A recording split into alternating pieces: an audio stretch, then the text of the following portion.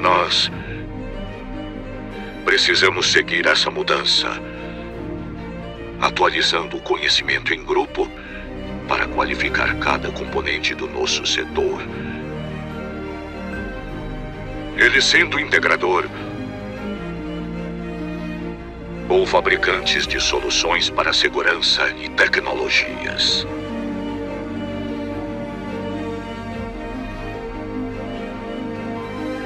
Mas não queremos apenas reproduzir ideias. Queremos evoluir. Queremos avançar. Seja parte desse avanço. Seja CT.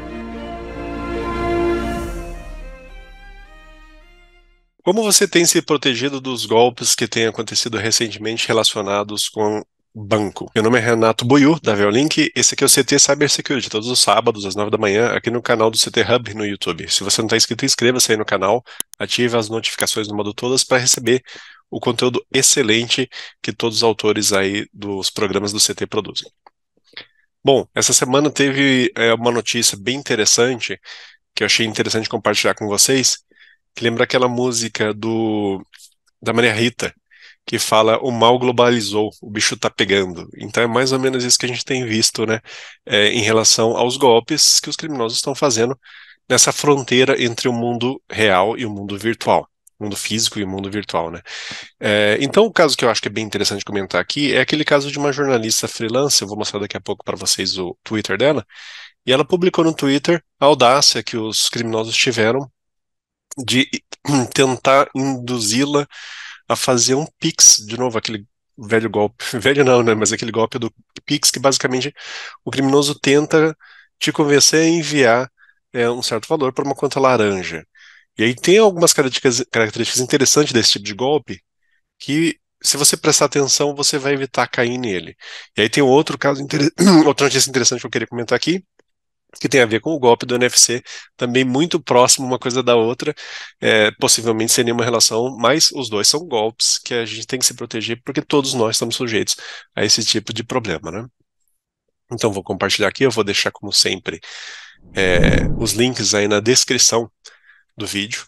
Então esse aqui é o Twitter da Marcela Centofante, ela se descreve como sendo uma terráquea, né, mas ela fala que ela é uma jornalista freelance. E aí, como que foi o golpe que ela publicou aqui na fiada dela, na cadeia dela do Twitter aqui?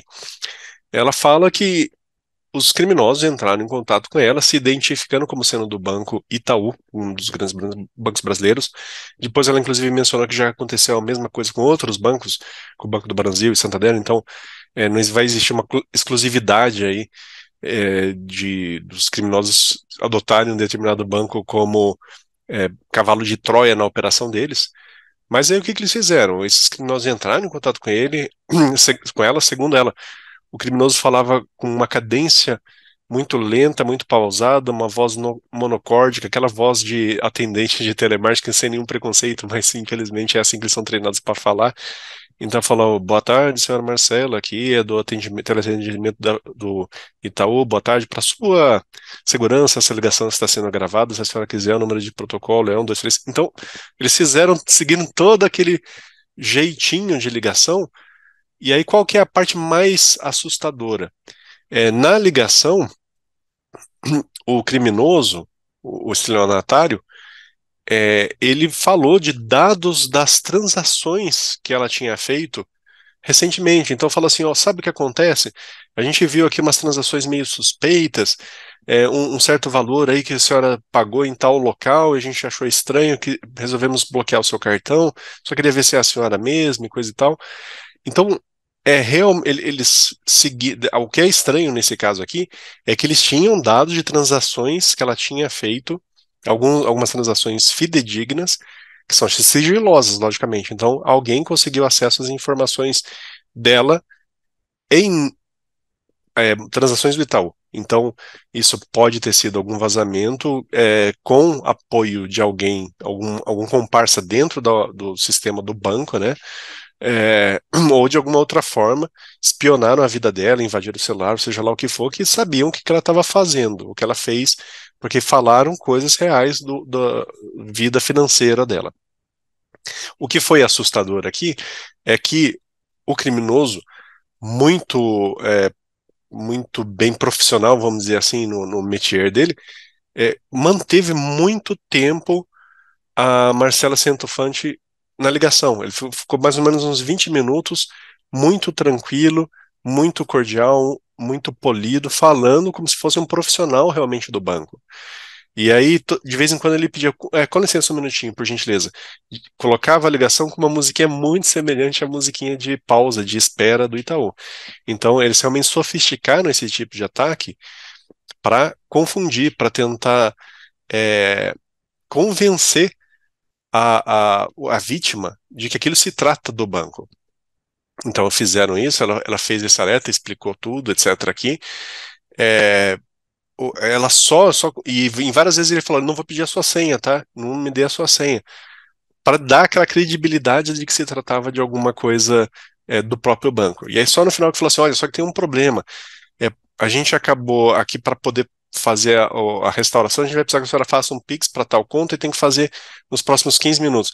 Essa questão, então, esse detalhe de que você precisa fazer algo com urgência, seja algo para evitar um débito, né, para evitar um prejuízo, ou para ganhar um grande prêmio, também os golpistas se aproveitam disso, a gente já falou aqui no programa.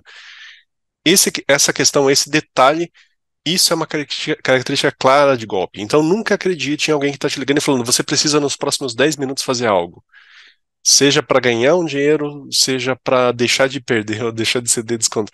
Nunca caia nessa. Então, é esse senso de urgência que eles tentam colocar na gente, essa ansiedade que eles tentam nos transmitir para a vítima, isso é parte do mecanismo do golpe. Então, cuidado com isso. O que ela fez, que é o correto, desligou o telefone, ela fala que batia o telefone, né? Desligou o telefone e ligou para o gerente do banco. Você iniciar a ligação para o 0800 do banco, para o seu gerente de confiança, aí sim, aí mudou a conversa, aí você pode ter um pouco mais de liberdade para explicar as coisas e se a pessoa te pedir algum dado que precisa aí, tudo bem, está sendo gravado, aí você sabe que está no canal oficial. É muito diferente de alguém que te liga. Então, eu já falei aqui no programa várias vezes, os criminosos se aproveitam desse início de contato para obter informações que às vezes eles não tinham no início, né? E aí ela atualizou, né? Recentemente, agora ela atualizou anteontem, que o Itaú ligou, diz que identificou como que o bandido teve o acesso às informações, só que ainda não tem alguns detalhes aqui em questão da senha dela, etc. Aparentemente tem uns detalhezinhos que ainda não estão claros. A gente imagina que o banco vai esclarecendo conforme for passando o tempo. Leva uma outra notícia, um pouco mais antiga, né? Dezembro do ano passado, antigo, a gente está em fevereiro, então 2 meses atrás, que foi um caso interessante aqui, que foi um sequestro, né? Que aconteceu lá em Blumenau. E aí, o que foi assustador nesse caso aqui, que além da violência do sequestro, eles aproveitaram dados que estavam dentro do notebook, porque quem foi sequestrado foi uma gerente do banco, né? Também, por coincidência, foram do Itaú. E aí, o problema é que eles conseguiram, os bandidos conseguiram fazer o saque de 2.600.000 reais de contas de 20 clientes, porque tinha informações sigilosas e informações relacionadas com o banco dentro desses notebooks. Então aí vem a preocupação e talvez uma coisa tenha relação com outra, talvez o vazamento de dados seja através disso. De um modo geral, a gente imaginaria que as nossas informações financeiras não fossem sair do controle físico, do controle operacional do ambiente bancário. Então, você pensar que o gerente do seu banco, da sua conta, consegue, por VPN da casa dele, estou dando um exemplo, do notebook dele, acessar a sua conta, é um pouco preocupante isso. A gente imaginaria que somente fisicamente dentro da agência ele conseguiria ter esse acesso. Seria uma medida de segurança, por exemplo. Porque, lógico, se um gerente, se alguém que tem acesso ao banco tá com uma arma na cabeça, ele tem que seguir a ordem dos bandidos. Isso aí, lógico, recomendação de básica de segurança para todo mundo, né? Se você está sob ameaça de vida, se você está fisicamente próximo ao bandido, ao malfeitor, obedeça às ordens dele. A sua vida é a coisa mais importante, muito mais importante do que dinheiro. Talvez o caso da Marcela tenha a ver com isso. Talvez os dados pessoais dela, os dados do gerente, tenham vazados num pendrive ou num meio inseguro de dados que alguém que tem acesso a essas informações dentro do banco tenha vazado para os bandidos, tenha vendido para os bandidos ou entregue sob coação, como é o caso aqui, coerção, como é o caso aqui dessa notícia de Blumenau. Então, assim, vamos nos cuidar com isso, né? E aí, voltando à frase da música da Maria Rita, o mal globalizou, eu volto no assunto do NFC. Então, a gente teve também recentemente, agora, finalzinho de janeiro, o caso que eu mencionei há 4 meses atrás aqui no programa, quando tinha esse Prilex, esse malware. Lá nos Estados Unidos, eu mencionei ele aqui no programa. E aí agora está chegando no Brasil. Então, a ideia lá nos Estados Unidos era no fazer os bandidos eles vão até os pontos de venda, eles vão até a padaria, até o posto de gasolina, que tem aquela maquininha de PIN, né, aquela maquininha do cartão com contato que vai fazer a cobrança. E aí lá eles focaram nessa questão do cartão com contato ou cartão com código de barras, que em alguns lugares dos Estados Unidos ainda usam, não código de barras não, tarde magnética. E aí eles se apresentam como um funcionário da máquina de cartões e instalam dentro da infraestrutura de computadores do posto, da padaria, ou seja, daquele comerciante, um malware que vai rerotear as transações bancárias que são feitas com o cartão para, em vez de ir para a operadora do cartão, ir para um servidor deles. E aí esse servidor é, reaproveita os tokens para fazer transações fantasmas. Então você acha que está passando o cartão para fazer uma compra na padaria. Na verdade, o bandido ele vai e aproveita essa autenticação que a maquininha fez para fazer uma compra de outro valor muito diferente, de outro jeito, em outro local, e aí transfere dinheiro e acaba caindo na conta dos criminosos.